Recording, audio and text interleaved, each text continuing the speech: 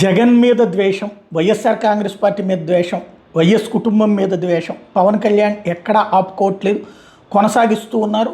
పైగా తన శ్రేణులకి స్పష్టమైన సందేశం ఇచ్చేశారు. ఏమని అంటే, కింద పడతాం మీద పడతాం, ఎన్డీఏగా 15 ఏళ్ళు కలిసే ఉంటాం, జగన్ అధికారంలోకి రానివ్వం. ఇది తాజాగా పవన్ కళ్యాణ్ చెప్పుకొచ్చినటువంటి పాయింట్. సభా వేదికగా ఒకసారి ఆయన ఏమన్నారు విందాం.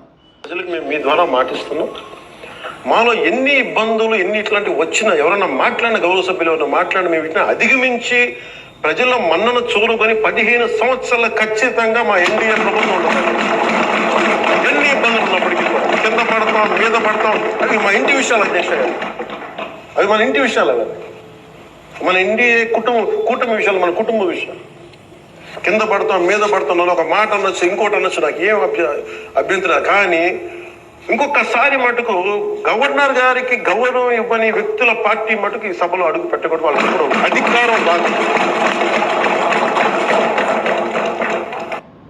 ఇక్కడే ఒక విచిత్రం ఏంటంటే, క్రిందసారి గవర్నర్ దగ్గర హడావిడి చేసింది తెలుగుదేశమే.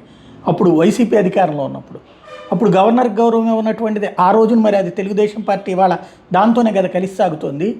గవర్నర్ ప్రసంగాన్ని ప్రభుత్వ ప్రసంగం కింద చూస్తారు. గవర్నర్ గౌరవం ఇవ్వకపోవడం కాదు, ప్రభుత్వానికి గౌరవం ఇవ్వకపోవడం. అక్కడ గతంలో తెలుగుదేశం అదే చేసింది. అట్లాగే ఎప్పుడైనా ఎవరు గవర్నర్గా ఉన్నా అదే జరుగుతుంది.